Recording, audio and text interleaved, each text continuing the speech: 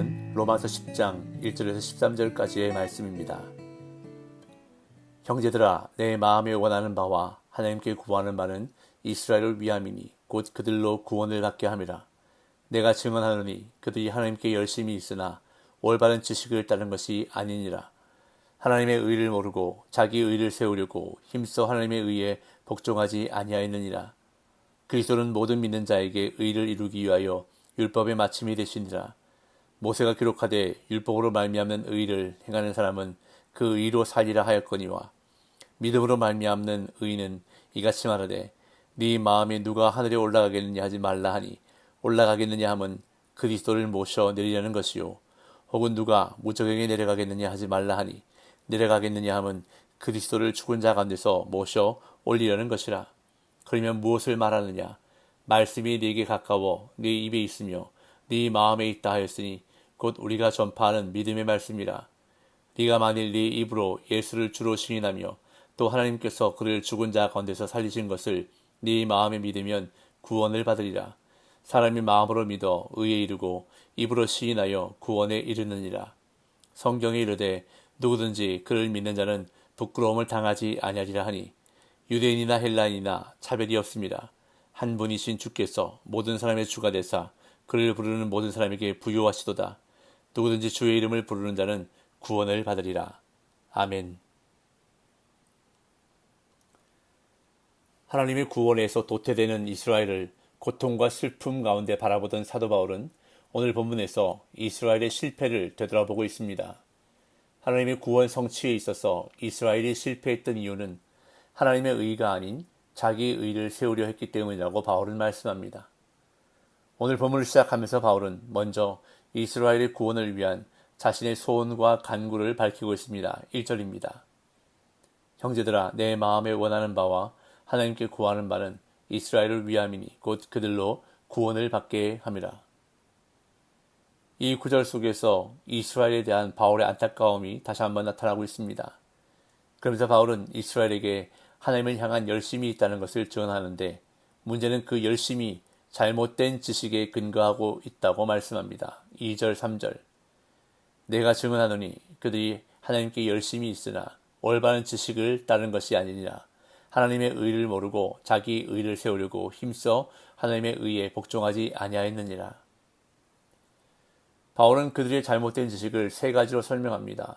첫째로 하나님의 의를 모르는 것, 둘째로 자기 의를 세우려는 열심, 셋째로 하나님의 의에 복종하지 않는 것이었습니다. 그렇다면 올바른 지식은 어떤 지식일까요? 바울은 이스라엘이 놓치고 있었던 지식의 핵심을 이어 말씀합니다. 4절. 그리스도는 모든 믿는 자에게 의를 이루기 위하여 율법의 마침이 되시니라.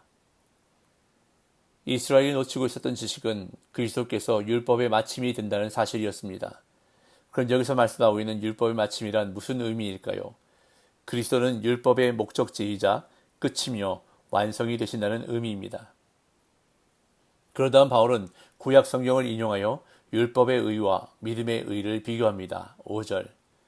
모세가 기록하되 율법으로 말미암는 의를 행하는 사람은 그 의로 살리라 하였거니와.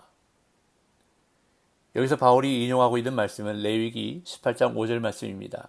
이 레위기 말씀에서 모세는 분명히 사람이 여호와의 규례와 법도를 지키면 그것을 통해 생명을 얻을 것이라 가르치고 있다고 말씀합니다. 그러나 문제는 아무도 율법과 계명을 철저히 지키지 못한다는 것입니다.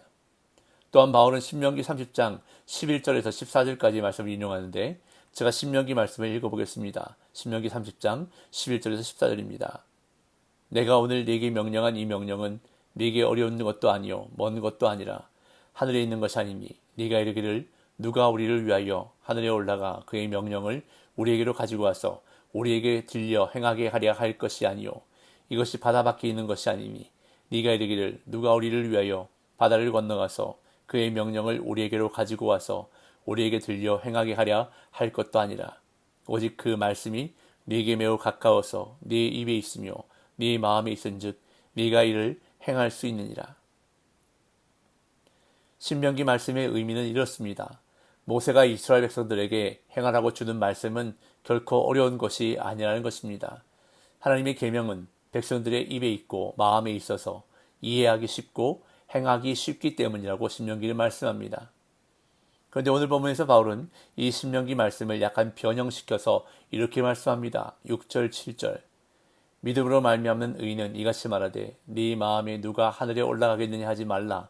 올라가겠느냐 함은 그리스도를 모셔 내리려는 것이요 혹은 누가 무저갱에 내려가겠느냐 하지 말라 하니 내려가겠느냐 함은 그리스도를 죽은 자 가운데서 모셔 올리려는 것이라. 여기서 네 마음에 누가 하늘에 올라가겠느냐 하지 말라.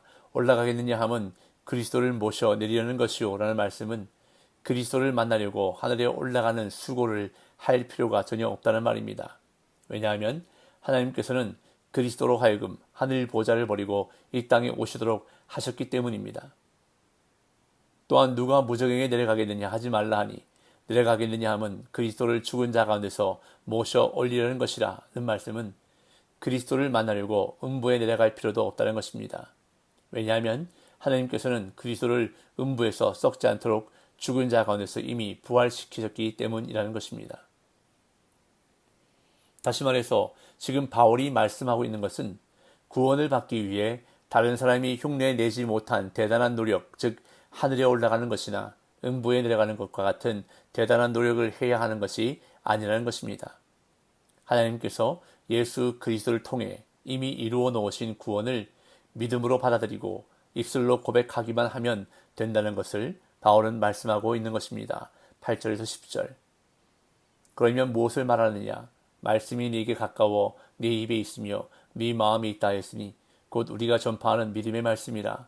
네가 만일 네 입으로 예수를 주로 시인하며 또 하나님께서 그를 죽은 자 가운데서 살리신 것을 네 마음에 믿으면 구원을 받으리라. 사람이 마음으로 믿어 의에 이르고 입으로 시인하여 구원에 이르느니라. 이것이 바로 믿음의 원리입니다. 바울은 그 원리를 입술과 마음으로 구분해서 설명하고 있습니다. 예수 그리스도의 주 되심을 입으로 시인하는 것과 마음으로 그분의 부활을 믿는 것입니다. 그렇게 믿음은 마음의 순종이고 입으로 시인하는 것은 마음의 순종에서 비롯되는 입술의 순종이라 할 수 있습니다.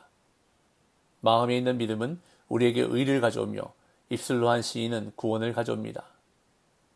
이렇게 바울은 입술의 고백과 마음의 믿음이 병행되어야 함을 두 개의 성경 구절을 인용해 입증합니다. 11절에서 13절. 성경에 이르되 누구든지 그를 믿는 자는 부끄러움을 당하지 아니하리라 하니 유대인이나 헬라인이나 차별이 없습니다. 한 분이신 주께서 모든 사람의 주가 되사 그를 부르는 모든 사람에게 부유하시도다. 누구든지 주의 이름을 부르는 자는 구원을 받으리라.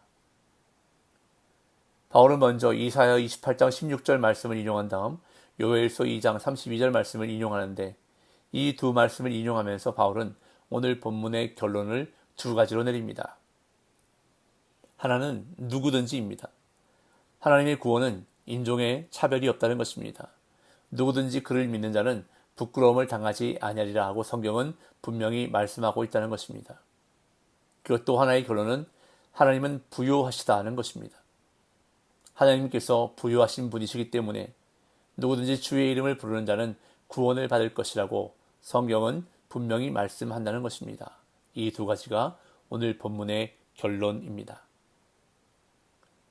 오늘 본문의 말씀을 우리의 삶에 적용해 보길 원합니다. 잘못된 열심이 일을 그르치게 할 때가 종종 있습니다. 바울이 보기에 이스라엘 민족은 하나님에 대한 열심은 있었으나 하나님의 뜻을 헤아리지 못했습니다. 진정으로 하나님이 원하시는 것이 무엇인지 겸손하고 진지하게 들으려 하지 않았던 것입니다. 단편적인 지식을 전부라 생각하고 열심만 냈습니다. 결국 그것은 자신들의 의를 내세우는 것이 되고 말았던 것입니다. 그런데 어쩌면 이것이 우리의 모습일 수도 있습니다. 하나님의 뜻이 아닌 내 뜻과 내 생각으로 내는 열심이 결국 하나님으로부터 점점 멀어지게 하는 것이 아닌지 돌아보아야 할 것입니다. 열심히 달리는 것도 중요하지만 올바른 방향으로 달려가는 것이 더욱 중요합니다. 아무리 열심히 빨리 달린다 해도 결승선이 아닌 다른 방향으로 달리면 소용이 없습니다.